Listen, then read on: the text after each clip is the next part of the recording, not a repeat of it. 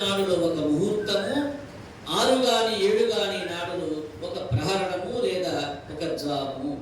4 జాములు ఒక పగలు, 4 జాములు ఒక రాత్రి. అంటే ఒక రోజుకి 8 జాములుగా చెప్తూ ఉన్నాడు. ఒక పగలు ఒక రాత్రి కలిసి ఒక రోజు. 15 దినాలు ఒక పక్షము, 2 పక్షాలు ఒక నెల, 2 నెలలు ఒక ఋతువు, 6 నెలలు ఒక అయినము, 2 అయినాలు ఒక సంవత్సరము. పితృదేవతలకి ఒక రోజుగా ఒక పక్షం చెప్తూ ఉన్నాడు. అలాగే దేవతలకి ఒక రోజుగా ఒక సంవత్సరానికి చెప్తూ ఉన్నాడు. మానవుని పరమాణువు ఒక 100 సంవత్సరాలు. దైవాంశ సంభూతుడైన సూర్య భగవానుడు సంవత్సర కాలంలో 12 రాశులను చుట్టి వస్తాడయా. పితృదేవతల ఆయువు 3000 మానవ సంవత్సరాలు. దేవతల ఆయువు 36,000 మానవ సంవత్సరాలు. అంటే ఒక దివ్య వర్షం అంటే 360 మానవ సంవత్సరాలు. కృతయుగము 4000 దివ్య వర్షాలు. ఒక యుగానికి తర్వాత యుగానికి మధ్యకాలం సంధ్య అనబడుతుంది. ఈ కృతయుగ సంధ్య 800 దివ్య వర్షాలు. త్రేతాయుగం 3000 దివ్య సంవత్సరాలు, దాని సంధ్యాకాలం 600 దివ్య సంవత్సరాలు. ద్వాపర యుగం 2000 దివ్య వర్షాలు, దాని సంధ్యాకాలం 400 దివ్య సంవత్సరాలు. కలియుగం 1000 దివ్య వత్సరాలు, దాని సంధ్యాకాలం 200 దివ్య వర్షాలు. 4 యుగాలు సంధ్యకాలంతో సహా 12,000 దివ్య సంవత్సరాలు. ఒక చతుర్యుగం అని అంటారు, మహాయుగం అంటారు. సంధ్యాకాలాల్లో ధర్మము అల్పంగా ఉంటుంది. కృతయుగంలో ధర్మము 4 పాదాలతో, త్రేతాయుగంలో 3 పాదాలతో, ద్వాపర యుగంలో 2 పాదాలతోటి, కలియుగంలో 1 పాదంలో నడుస్తుందయా. ఈ వ్యత్యాసాల వలన ప్రజలలో ధర్మవర్తము కూడా మారుతూ ఉంటుంది. భూలోకం, భూలోకం, స్వర్గలోకం కంటే పైన సత్యలోకం ఉన్నది. అక్కడ బ్రహ్మదేవుడు ఉంటాడు. 1000 చతుర్యుగాల కాలం అంటే 432 కోట్ల మానవ సంవత్సరాలు గడిస్తే బ్రహ్మకు ఒక పగలవుతుందట. ఆయన రాత్రి కూడా అంతే కాలం ఉంటుంది. బ్రహ్మ యొక్క పగలు కల్పం అనబడుతుంది, రాత్రి నైమిత్తిక ప్రళయం అనబడుతుంది. ఒక కల్పంలో 14 మన్వంతరాలు. అలాగే ప్రతి మన్వంతరంలోనూ భగవానుడి యొక్క అవతారాలు సంభవిస్తూ ఉంటాయి. ప్రతి కల్పాంతానికి భూలోక, భూలోక, స్వర్గలోకాలు, సూర్య చంద్రుడు బ్రహ్మయందు లయిస్తూ ఉంటారయా. ఈ 3 లోకాలు సంకర్షణి యొక్క ముఖం నుండి నిలబడే అగ్ని చేత దహించబడుతూ ఉంటాయి. సముద్ర జలాల యొక్క లోకాలను ముంచివేస్తాయి. బ్రహ్మ నిద్రిస్తే లోకాలకు ప్రళయం వస్తుంది. మేల్కొంటే లోకాలన్నీ మరలా ఆవిర్భించబడతాయి. దేవతలు, మునులు, సప్త ఋషులు భగవంతుని యొక్క అంశతో మనువులై పుట్టి ఒక్కొక్కరు 70 యొక్క మహాయుగాల కాలం లోకాన్ని పరిపాలిస్తారు. బ్రహ్మ యొక్క జీవిత కాలంలో 36,000 కల్పాలు, 36,000 నైమిత్తిక ప్రళయాలు సంభవిస్తాయి. సంకర్షణాగ్ని ద్వారాలకి తట్టుకోలేక మహల్లోక వాసులు జనోలోకానికి వెళ్ళిపోతారు. ప్రళయకాలంలో భయంకరంగా ప్రచండ వాయువులు వీస్తాయి. మహాసముద్రాలు పొంగి ఉల్లోకాల్లోని ముంచివేస్తాయి. ఈ మహాసముద్రంలో శ్రీమన్నారాయణుడు సెగిలించి కనబడుతూ ఉంటాడు. బ్రహ్మదేవుని యొక్క ఆయువు 100 సంవత్సరాలు. అందులో మొదటి సగము పూర్వ పదార్థమని, 2వ సగము ద్వితీయం అని చెప్పి అనబడుతూ ఉన్నాయి. పూర్వ పదార్థము చివరి కల్పము పద్మకల్పము. ద్వితీయ పదార్థము మొదటి కల్పంలో శ్రీహరి వరాహ రూపాన్ని దాలుస్తాడు. అందుకే దాన్ని వరాహ కల్పం అన్నాడు. ఇప్పుడు నడుస్తున్నది వరాహ కల్పము. బ్రహ్మకి ఇప్పుడు 51వ సంవత్సరం వయస్సు. ఆద్యంతాలు లేని ఆ యొక్క దేవదేవునికి బ్రహ్మదేవుని జీవిత కాలం అంతా ఒక రెప్పపాటు కాలము మాత్రమే. ఆయన అనంతుడు, శాశ్వతుడు, కాలాతీతుడు. కాలమే ఆయన్ని ఆశ్రయించుకుని ఉంటుందట. అండాకారంగా ఉన్న యొక్క విశ్వము 8 కారణతత్వాలతోటి, 16 వికారాలతోటి కూడుకుని ఉన్నదై 50 కోట్ల యోజనాల విస్తీర్ణంతో భూమి, నీరు, అగ్ని, ఆయువు, ఆకాశము, అహంకారము, మహత్తత్వం అనబడేటువంటి ఆవరణలతో వ్యాపింపబడి ఉన్నాయి. ఇలాంటి లెక్కలేనన్ని మహాండ కోశాలని తన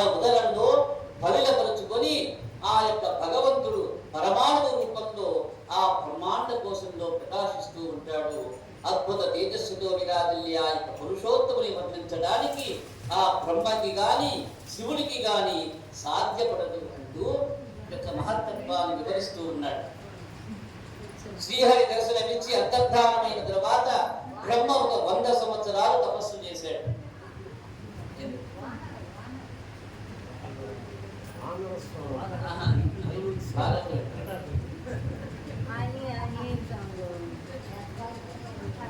చతుర్ముఖ బ్రహ్మగారు వెతికి వేసారిపోయినటువంటి సమయంలో శ్రీహరి దర్శనమిచ్చాడు. అలా శ్రీహరి దర్శనమిచ్చి అంతర్ధానమైన తర్వాత బ్రహ్మ ఒక 100 సంవత్సరాలు తపస్సు చేశాడట. అలా తపస్సు చేస్తే అప్పుడు మహావాయువు వీచింది. తాను ఆసీనుడై ఉన్న పద్మము ఎక్కువగా ఊగిపోతూ ఉంటే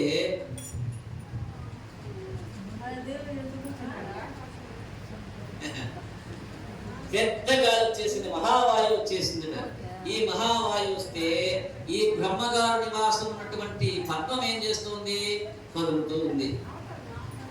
అలా ఎక్కువగా ఊగుతుంటే వాయువుని నిరోధించాడు. మహాజలాన్నంతా ఒక్కసారిగా తాగేసేసాడు. అప్పుడు పైకి చూస్తే ఆకాశం అంతా నిండి ఉన్న జలం కనిపించిందట. ఆకాశంలో ఒక పద్మం కనిపించింది. ఆ పద్మ దళాల్లో దాగి ఉన్న లోకాలన్నీ కనిపించాయి ఆయనకి. అప్పుడు తాను సృష్టి చేయవలసిన సమయం వచ్చిందని తెలుసుకొని బ్రహ్మ యొక్క పద్మంలో ప్రవేశించాడు. అందులో ఉన్న లోకాలను కలిగించాడు.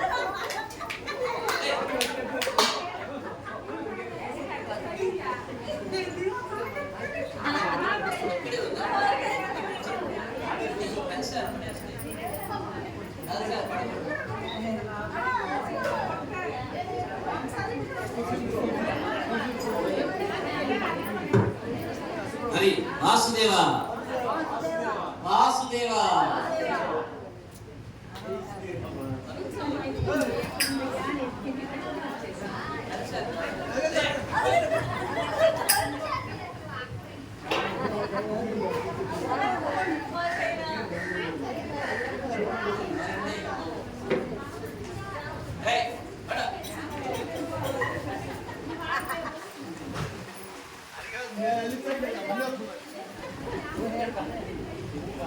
ఆ విధంగా ఆయన పద్మంలో చూడగానే పద్మదళాల్లో దాగి ఉన్న లోకాలన్నీ కనిపించాయి. అప్పుడు తాను సృష్టి చేయవలసిన సమయం వచ్చిందని తెలుసుకొని బ్రహ్మ యొక్క పద్మంలో ప్రవేశించాడు. అందులో ఉన్న లోకాలను తిలకించాడు. తన యొక్క తపశక్తితో చతుర్దశ భువనాలని, వాటిలో దేవతలని, మానవులని, పశు పక్షాలని, స్థావరాలని క్రమంగా సృష్టించడం ప్రారంభించాడు. మొదలు తుది లేని తరిగిపోనిదైన తత్వమే సృష్టికి మూల కారణం. కాలము మహత్తు భూతాలను తన్ను ఆశ్రయించగా భగవంతుడు గుణాన్ని ధరించి కాలానికి అవసరానికి తగిన రూపంలో వినోదానికై తన్ను తాను సృష్టించుకుంటాడట. ఈ యొక్క సృష్టి అంతా కూడా 9 వర్షాలుగా జరిగిందన్నాడు. ఏమిటయాలంటే మహత్తత్వము అన్నాడు మొట్టమొదటిది. ఇది ప్రకృతి నుండి వచ్చిన మొట్టమొదటి సృష్టి. సత్వరజస్తమో గుణాల సమతులనం కాలం చేత చెదరగొట్టబడగా ఇక మహత్తత్వం ఏర్పడింది. రెండవది అహంకార తత్వం అన్నాడు. ఇది ప్రకృతి నుండి వచ్చిన రెండవ సృష్టి. దీని నుండి పంచభూతాలు, దశేంద్రియాలు, పంచ తన్మాత్రలు, మనస్సు వచ్చేసి ద్రవ్యజ్ఞాన క్రియాత్మకంగా ఉండిపోయినాయి. ఇక మూడవది భూత సృష్టి అన్నాడు. భూత సృష్టి అంటే పంచ తన్మాత్రలు, ఇవి సూక్ష్మావస్థలో ఉండేటువంటి శక్తులు. ఇంద్రియ సృష్టి అన్నాడు. ఇంద్రియ సృష్టి అంటే 5 జ్ఞానేంద్రియాలు, 5 కర్మేంద్రియాలు. దేవతా సృష్టి ఇంద్రియాభిమానులైనటువంటి దేవతల సృష్టి. దీన్ని దేవసర్గం అన్నాడు. ఇది మనోమయమైన సాత్విక అహంకారం వలన కలుగుతుందన్నాడు. తామస సర్గ అన్నాడు. ప్రకృతి మండలమైన అండ సృష్టి. దీని వలన ఆవరణ నిక్షేపాలు కలుగుతాయి, అజ్ఞానం వలన కలుగుతాయి. ఇది తామసంకార జనితం అన్నాడు. ఈ 6 భగవంతుని యొక్క లీలా విలాస జీవితాలైన ప్రాకృత సృష్టులు. ఇప్పుడు చెప్పబోయే 3 రకాల సృష్టులు వైపులిక సృష్టులు అని చెప్పి స్థావర సృష్టి గురించి చెప్పాడు. స్థావర సృష్టి అంటే దీన్ని స్థావర జంగమాదులు అన్నాడు. ఈ యొక్క స్థావరం అంటే ఓషధులు, అరటి, ఎదురు పొదలు లాంటివట. పువ్వులు పూయకుండా ఫలించే వృక్షజాతులు అంటే రావి, మేడి, మర్రి, పనస మొదలైన వనస్పతులు. అలాగే పువ్వులు పూసి ఫలించిన తర్వాత నశించిపోయేటువంటిది అంటే ధాన్యాలు, అలాంటి వృక్షాలు. మాలతి లాంటి లతలు, పుష్పించి ఫలించే వృక్షాలు. ఇవి భూమి నుండి ఆహారం తీసుకుని పెరుగుతాయి. ఇక తర్వాత 8వది తిరియక్కులు అన్నాడు. ఇదే మనం చెప్పుకునేది. పాపం చేస్తే ఈ జన్మ నుంచి కింద పడిపోతే దాన్ని తిరియక్ జన్మ అన్నాడు. కింద ఏమున్నాయి? 28 జంతు జాతులు ఉన్నాయి. నిన్న నేడు రేపు అనే జ్ఞానం లేదు వాటికి. తేదీ చెప్పమనండి. బర్రెకో లేకుంటే కుక్కకో నువ్వు పెంచుకునేటువంటి అనేక రకాల జంతువులు ఉన్నాయి. డేట్ గుర్తుంటుందా దానికి? అంటే నిన్న నేడు రేపునేటువంటి జ్ఞానం లేనివి, తమోగుణ ప్రధానమైనటువంటివి. ఆహార నిద్ర మైథునాల యందే ఆసక్తి కలిగి ఉన్నటువంటివి. వాసన చూసి గుర్తించలేదు. సుఖ దుఃఖాలు త్వరగా మర్చిపోతాయి. భూచరాలే కాకుండా మొసలి లాంటి జలచరాలు, రాబందులు లాంటి ఆకాశచరాలు కూడా తిరియక్ జన్మలేను. ఇవి 28 జంతు జాతులు ఉన్నాయి ఇందులో. ఇక 9వది మానవులు. ఇదంతా బ్రహ్మ చేసిన సృష్టి. మానవులు అన్నాడు. ఈ జాతి రజోగుణ ప్రేరితమైనటువంటిది. కర్మ చేయడానికి ఆసక్తి ఉండటం వీటికి. మానవులు దుఃఖమందు కూడా సుఖాన్ని అపేక్షిస్తూ ఉన్నారయ్యా. ఇక ఈ 3 వైకృత వర్గములు అన్నాడు. దేవతలు, వీరు 8 వర్గాలలో పేర్కొనబడ్డారు. మొట్టమొదటి వారు పితృదేవతలు, తర్వాత అసురులు, తర్వాత గంధర్వులు, తర్వాత అప్సరసులు, తర్వాత సిద్ధులు, తర్వాత యక్ష రాక్షసులు, చారణులు, భూత ప్రేత పిశాచాలు, కిన్నెర కింపురుష విద్యాధరులు. వీళ్ళంతా దేవతలు, దేవతాగణాలు. ఈ విధంగా ప్రకృతి కల్పాంతంలో, కల్పారంభంలోనూ సృష్టి జరుగుతుంది. విదురా అంటూ యొక్క సృష్టి విధానాన్ని చెప్తూ ఉన్నాడు. ఇప్పుడు బ్రహ్మ చేసిన సృష్టి యొక్క క్రమం గురించి చెప్తాను వినమన్నాడు. బ్రహ్మదేవుడు నేను సృష్టిస్తాను అని సంకల్పించగానే అహంకార పూరితమైన దేహాభిమానం గల మోహం పుట్టిందని. భోగాసక్తితో కూడిన మహామోహం పుట్టింది. కోరికలు విఘ్నం కలగగానే కన్ను కనిపించనీయని క్రోధం పుట్టింది. మృత్యుభయంతో కూడిన తామిశ్రం పుట్టింది. అందితామిశ్రం పుట్టే. వీటి వలన చిత్త విభ్రమం కలుగుతుంది. వీటిని అవిద్యా పంచకం అన్నాడు. ఈ విద్యా పంచకంతో భూతకోటిని సృష్టించడం పాపకార్యమని గుర్తించి బ్రహ్మ పశ్చాత్తాపం చెందాడట. ఇది అవిద్యా పంచకంతో నేను సృష్టి చేయటం ఏమిటి అని పశ్చాత్తాపం చెందాడు. భగవద్ధ్యానం చేసి మరలా పునీతుడైనాడు. అందుకే పాపకర్మ చేసిన దాన్ని తొలగించాలంటే మొట్టమొదటి కర్మ ఏమిటంటే భగవత్ కార్యం అన్నాడు. కాబట్టి యాగాది కృతువుల్ని మహత్తరంగా మానవుడు అవలంబించాలి. తరువాత సత్వగుణ సంపన్నులు, బ్రహ్మచారులు, పరమ పవిత్రులు అయిన 9 కుమారులు అన్నాడు. వాళ్ళు సనక, సనందన, సనాతన, సమత్కుమారులు. వీరిని సృష్టించాడు. వృజోత్పత్తి చేయండి అని చెప్పి పలికాడు.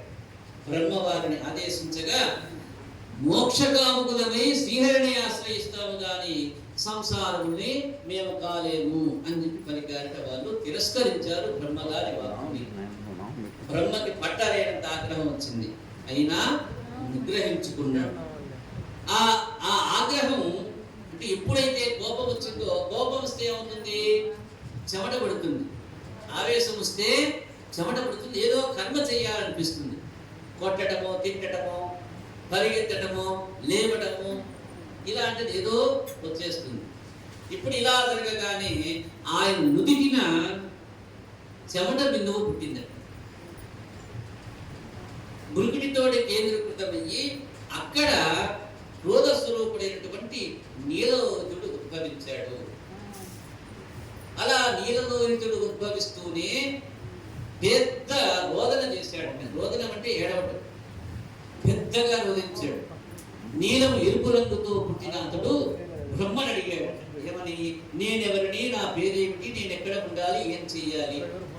అప్పుడంతే, ఈయన పుట్టించాడంటే పుట్టిన వాడల్లా అడిగేస్తాడు, ఎందుకయ్యా నన్ను, నేనే ఎవరిని, ఏం చెయ్యాలంటాడు.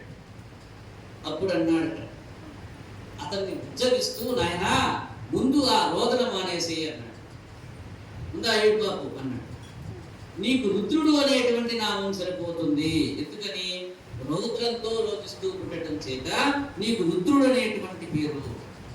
సూర్య చంద్రుడు, పంచభూతాలు, ఇంద్రియాలు, ప్రాణము, తపస్సు, హృదయము, ఈ 11 నీ నివాస స్థలాలు. నీకు ఏకాదశ నామాలు ఉంటాయి. మన్యువు, మనువు, మహాకారుడు, మహత్తు, శివ, ఋతుధ్వజ, గురుతేష్క, భవ, కాల, వామదేవ, ఋతకృత అనేటువంటి ఏకాదశ నామాలు నీకు. ధీ, వృత్తి, కుశన, ఉమ, నియుత్, సర్పి, ఇలా, అంబిక, ఇరావతి, సుధ, దీక్ష అనేటువంటి పేర్లతో 11 మంది భార్యలు నీకు ఉంటారయ్యా. నీవు ప్రజా సృష్టిని చెయ్యాలి అని ఆదేశించాడు బ్రహ్మగారు రుద్రుడిని. సరే, రుద్రుడు తనతో సమానమైన తనలాంటి ప్రజల్ని సృష్టి ఆరంభించాడు. వాళ్ళని రుద్రగణాలు భయంకరంగా తయారయ్యాయి. రుద్రగణాలు ఉన్నారు, వాటిని అవి ఎలా ఉన్నాయి?